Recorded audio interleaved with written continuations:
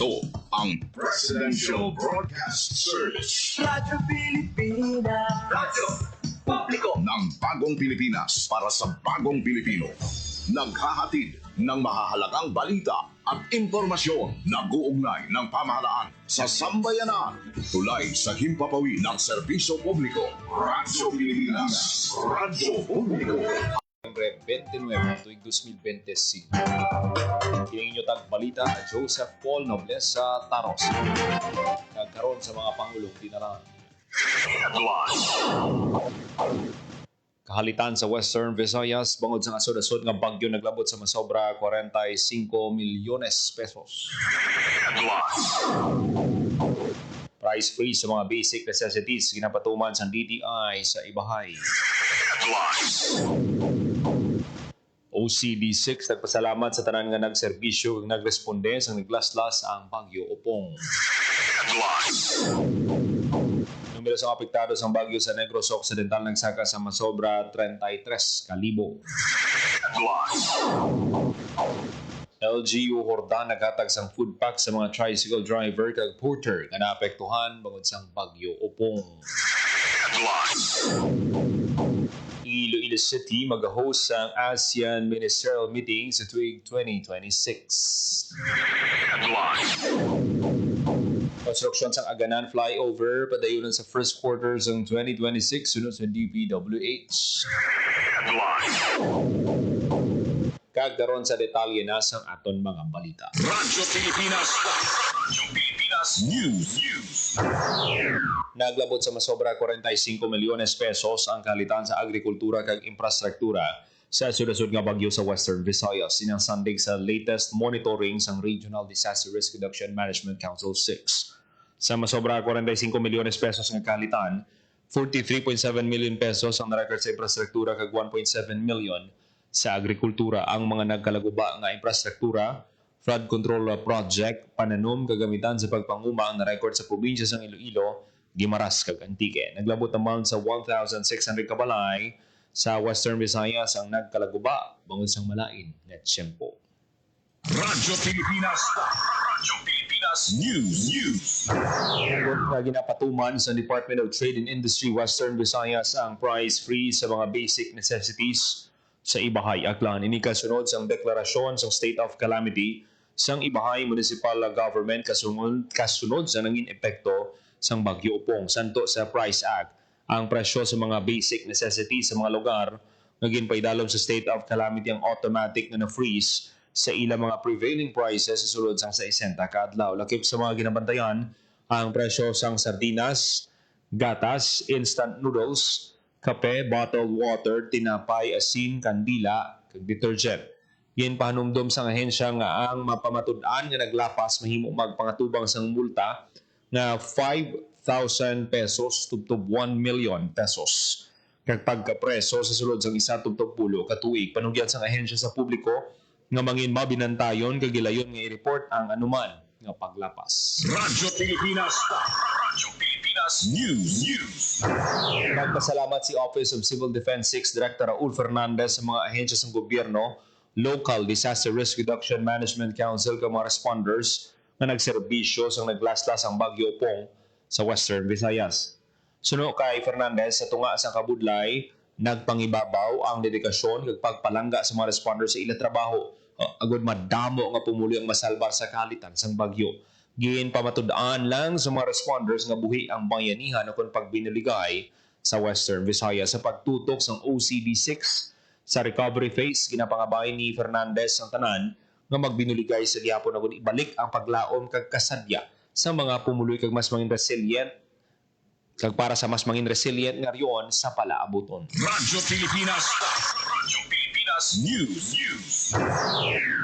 Nagsaka sa 8,659 ka pamilya o kung 33,397 ka tawo gikan sa 14 ka banwa kag syudad ang apektado sang bagyong Nando kag Opong sa Negros Occidental. Suno kay Brian Larry Senior, Deputy Manager sa Negros Occidental Provincial Disaster Risk Reduction Management Office, wala na sang may nagatinyer nga sa mga evacuation center. Pinakaapektado ang banwa sang Binalbagan na nakabalag sa masobra 5,000 ka pamilya o kung 23,000 ka tawo. Samtang nagdangat sa anong kabalayang nagkalaguba bukod sa bagyo, 5 ang partially damaged, samtang 1 ang totally damaged. Radyo Pilipinas. Radyo Pilipinas News.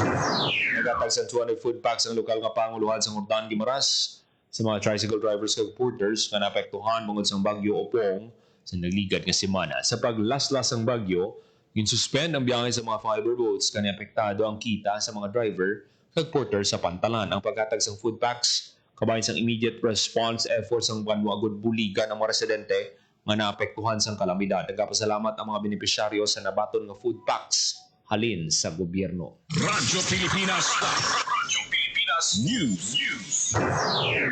Ang matahom, matawhay kag malinong nga syudad sa Iloilo ang isa sa mga basehan o kung Iloilo City mag-host ng ASEAN Ministerial Meeting sa tuig 2026. Detalye sang balita, Janelle Baclay.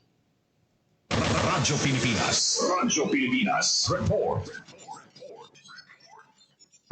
Ang mataway kag malinong nga syudad sa Iloilo ang isa sa mga basihan sa pagpili sa syudad bilang isa sa mga lugar sa pungsod nga maging host ang ASEAN Ministerial Meeting sa marason nga tuig 2026 kay Mayor Raisa Treñas. Kadungan sa giniwat nga flag raising ceremony sa City Hall, ginpahayag ni Treñas na mag-host ang Iloilo City sa ASEAN Ministerial Meeting. Matalana ang meeting sa maabot nga bulan sa Pebrero tubtob Mayo sa tuig 2026 kag ginhandaan na sa lokal nga panguluhan.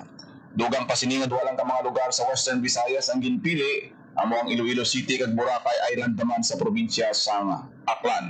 Sa mga tion ginalauman ang pag-abot sa mga delegado kag opisyal gikan sa nagkalain-lain nga bahin sa kalibutan, labi na ang mga ASEAN members.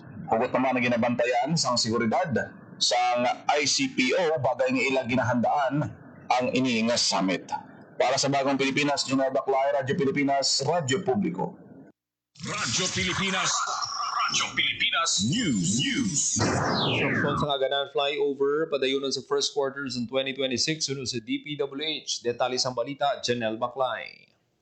Radyo Pilipinas. Radyo Ang matahom Report.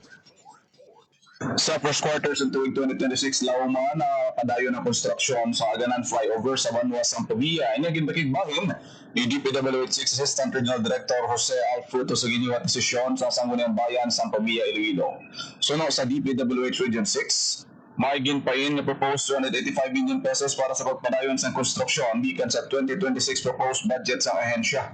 Yara sa 802 million pesos ang budget sa orihinal nga pondo kag mahimo ang magsaka sa 1.1 billion pesos sa tiong niya makumpleto. Nobyembre tuig 2019 ang gisubudan konstruksyon ang flyover kag Hunyo 2023 kung tani ini nga matapos.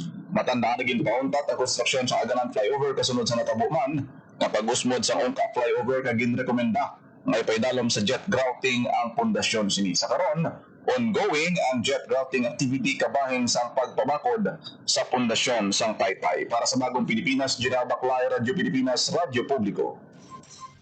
Nakuambulig sa pagpartner sa Philippine Crop Insurance Corporation o PCIC sa mga ahensya ng gobyerno kag mga lokal nga pangluhan para maghatag sang serbisyo sa mga mangunguma.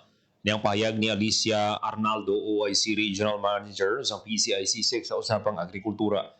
Pag ni Arnaldo ang isa sa mga rason sa pag-function maayos ang PCIC, amo ang bulig nga gina-extend sa ahensya ng gobyerno kapara sa Department of Agriculture, Department of Agrarian Reform, Land Bank of the Philippines, Philippine Coconut Authority, kag mga kooperatiba. Dugang pa ni Arnaldo nga nagpasulod man sang pondo ang LGU Iloilo Province sa idalom sang Sustainable Insurance of the Government for Upscaling and Revitalizing Agri-Fishery Development and Opportunity Program.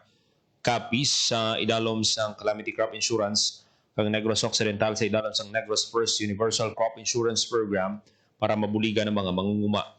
Sa karon pa tayo ng pag-usar sang PCIC sang pondo para maghatag sang malapat kag madamo nga mga mangunguma ang mahatagan sang assistance. Nagsaka sa 500% ang kaso sang hand, foot, and mouth disease sa probinsya sang Iloilo. Sa datos sang Iloilo Provincial Health Office, nagka-record sang 2,637 ka kaso sang HFMD ang probinsya as of Morbidity Week 38 o kung humalin Enero 1 tubtob Setyembre 20, 2025. Kung ikumpara sa pareho nga period sa 2024, may 423 lang ka kaso, nagsaka sang 523% ang kaso sini nga tuig. Nagapanguna nga lokal nga panguluhan nga may kaso sang HFMD ang Pasay City nga may 248 ka kaso, ginsundan sang Tigbawan nga may 153, Lambunaw nga may 152, Lambunaw nga may 140 kag Tubungan nga may 117. Kalabanan sa mga nagka-HFMD sa probinsya nayara sa edad 1 to 9 years old. Ang HFMD isa ka balatian nga masami nagaapekto sa kabataan. Nagalin ini sa Coxsackie virus kag enterovirus families. Ang HFMD nagalapta pinagi sa hangin nga nagadala sang droplet kung magpangatsi o kung magubo ang tao nga infected sang HFMD. Pwede ni maglapta pinagi sa mga kamot nga nagkatandog sa mga butang nga kontaminado sang virus halin sa sipon, laway, kag higko sang tao nga nagadala sang virus. Samtang sa iban pa naton nga balita,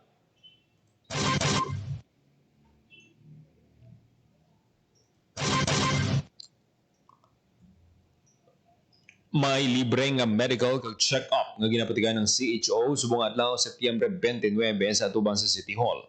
Halin alas 9 sang aga tubto alas 12 kay inasang udto, nakatigayon nga makapadulo ang bisan sino agad maka-avail sa mga serbisyo sa kaayong lawas. Subong sang risk assessment, smoking cessation counseling, breast examination, foot risk assessment, random blood sugar testing, and psychosocial support. So kay City Health Officer Chief Dr. Mary Ann Poridias,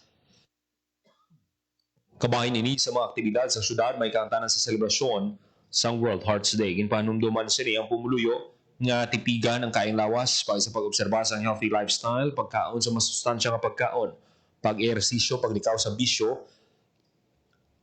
pag-inom sa makahulubog nga ilimnon kag pagpanigarilyo nga nagapataas naman sang risgo sa cardiovascular diseases. Radyo Pilipinas News. Oras sa Radyo Pilipinas alas 4:18 sa hapon, maghahatag lang kita sa pila ka mga pahanumdum, magabalik lang ang headliners, boss. Time to celebrate kulturang Pinoy. Tradisyon, musika, sining, literatura at iba pa. Anything and everything fun and Filipino. Ito ang Pinoy Kultura. Known to tourists as hanging rice, puso is rice cooked in woven palm leaves and seen mostly hanging in food stalls, kaya tinawag na hanging rice. It is sold along with barbecue, lechon, ginabot, and the likes in Cebu. Ang puso ay isang iconic street food sa Cebu. Great to take on a picnic or pag nagbi-beach or kahit saan kapag nagutom. No need for utensils or plates, just grab a bunch of hanging rice and some barbecue and you can eat anywhere, even without a table. Busog na, biodegradable pa. So don't forget to have some when you visit the Queen City of the South. Yan ang Pinoy Kultura because our culture is cool.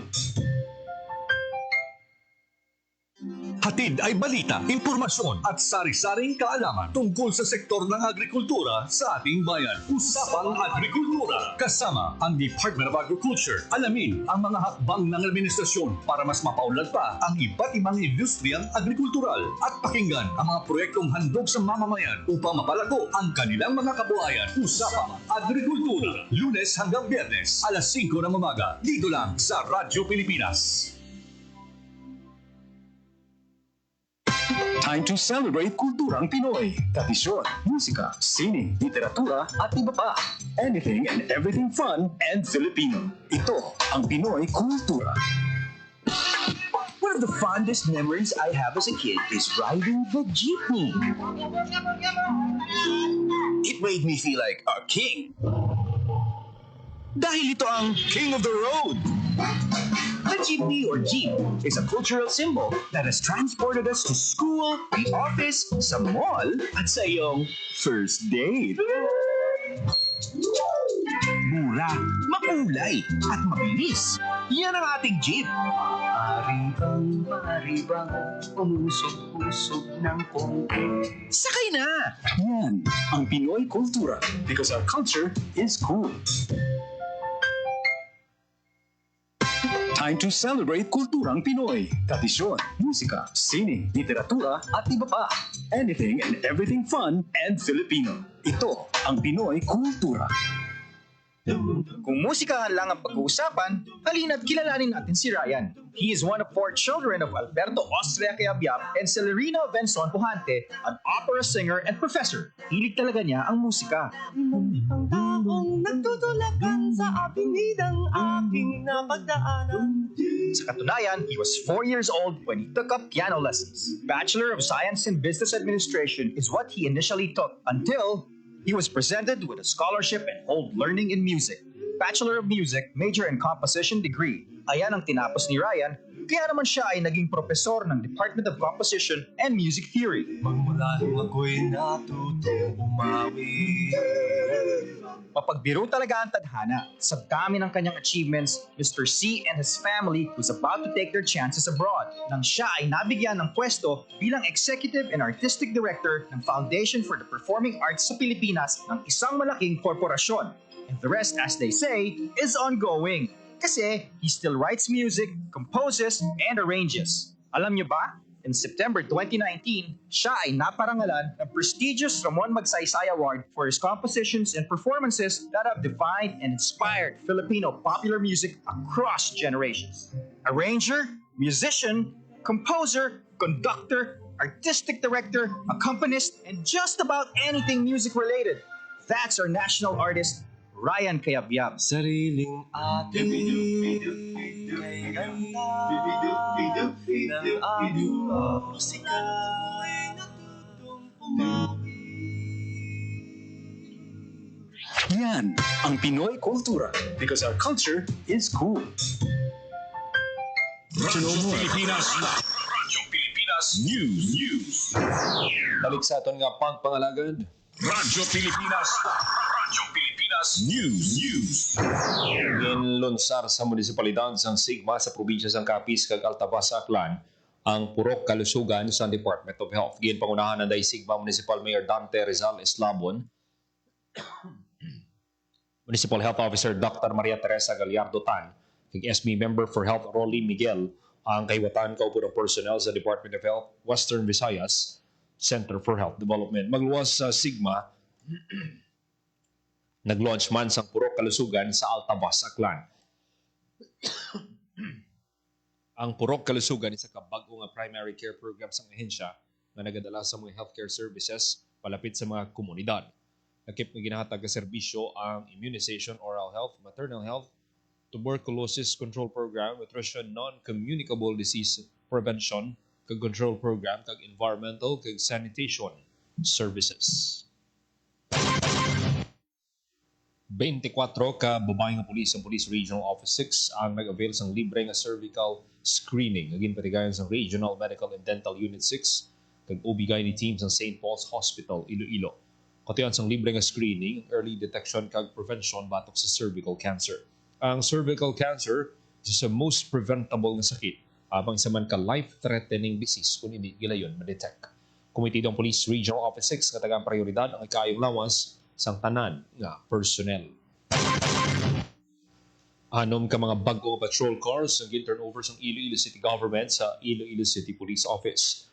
Ginpangunahan ni Iloilo City Mayor Raisa Treñas ang turnover ceremony kadungan sang flag raising sa Iloilo City Hall kina sang aga Setyembre 29. Mismo si ICPO Director Police Colonel Kim Legada ang nagbaton sang dugang nga salakyan kaubo ng iban pang chiefs of police sang ICPO yara sa 9.75 million pesos ang balor sa mga patrol cars gikan sa Peace and Order Funds ng syudad.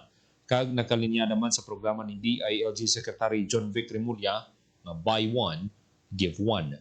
Ginpay ni Colonel Legana dako gid ang mapulig sini sa pagpasanyog sa seguridad sa syudad kag sa pagtapna sa pagluntad sa krimen. Dugang paniligada, magamit man ang mga patrol cars sa pagresponde sa mga insidente kag bisan sa nagahilapit nga pag-host sang Iloilo City sa ASEAN Ministerial Meeting sa tuig 2026. Kinalauman nga may dugang pang patrol cars ang mag-abot para sa ICPO sa madason nga binulan suno sa Iloilo City Government. Naghiwat sang first leg sa National Reintegration Network Caravan sa Western Visayas ang Department of Migrant Workers 6. Ang NRN Caravan ang kumain sa National Maritime Week celebration may kapin 200 ka mga seafarers. Ila pamilya ang nag-aupod sa NRN Caravan. One-stop services for sustainable reintegration sini nagatanyag sa mga serbisyo ang mga ahensya sa gobyerno. Nagtanyag man ang mga ahensya sa livelihood opportunities, skills development, financial guidance, kag health and social protection programs. Nagpaidalog sa occupational first aid and basic life support, CPR training ang mga personnel sa Department of Trade in Iloilo, Western Visayas. Ano ang kanilang paghanas ng patigayang katuwang ang Philippine Red Cross. Iloilo chapter. Sunod sa DTI Western Visayas, patuyan sa aktibidad nga mapabaskog ang hibalo kag kapasidad sa mga personnel sa pagresponde sa emerhensya sa tagsa kaulubrahon sa bulig sa Red Cross Iloilo trainers, ang mga tagpasakop maging certified first aiders sa sulod sa 2 ka tuig. Samtang ang DTI 6 magabaton sa company certification nga magaserbi nga pamatuod sa mabagod nga commitment sa safety, preparedness kag resilience. Ginabiabi sa Boracay ang MV Villa V Odyssey sa iyang maiden call sa isla. Sakay sa cruise ship ang kapin 870 ka pasahero kag crew, kalabanan mga European kag American excursionist. Suno kay Captain Valentin Ginglea, nagbisita sa Manila ang barko kag magapadayon sa iya Philippine itinerary sa Palawan sininga Lunes, Setyembre 29. May giniwat naman nga plaque exchange ceremony sa barko bilang tanda sa mutual appreciation sa tunga sang tagdumalahan sang barko kag sa mga lokal nga opisyales sang Aklan. Oras sa Radyo Pilipinas alas 4:27 sa hapon.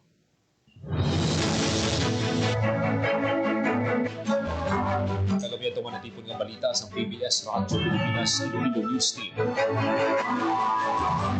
Lunes, Setyembre 29, 2025. Hiningin niyo tagbalita Joseph Paul Nobles sa Tarosa.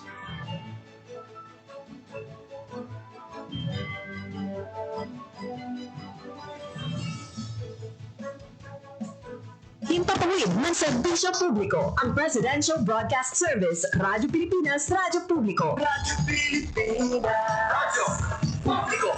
Kinilala ng pang-international at prestigyosong Asia Pacific Broadcasting Plus Awards 2025 para sa kategorya ng Government Streaming. Ito ay dahil sa epektibo nitong pagsasanib ng mga tradisyonal na media tulad ng telebisyon, radyo at print para masabayan ang mabilis na pag-inog ng mundo ng digital at social media tungo sa mas epektibong paghahatid ng mahahalaga at napapanahong mga impormasyon sa mamamayang Pilipino. Kinilala rin ang Radyo Pilipinas dahil sa patuloy na pag-akyat ng rating. Ngayon ay matatag sa pang-4 na pwesto sa Mega Manila ayon sa pinakahuling Nielsen Radio Audience Measurement Survey. At sa social media, nakamit ang mahigit 2,000% pagtaas ng bilang ng mga sumusubaybay sa Radyo Pilipinas page sa unang bahagi ng 2025. Patunay ito na ang inyong Radyo Pilipinas Radyo Publiko ay tunay na kaagapay ng inyong pamahalaan sa paghahatid ng serbisyo sa mga mamamayang Pilipino. Mula sa aming lahat, sa ngalan ng inyong pamunuan at mga kawani ng Presidential Broadcast Service, kasama ang inyong mga himpilan ng Radyo Pilipinas sa buong kapuluan. Maraming salamat po sa inyong lahat, sa inyong pagtangkilik at pagkilala. Radyo Pilipinas, Radyo Publiko.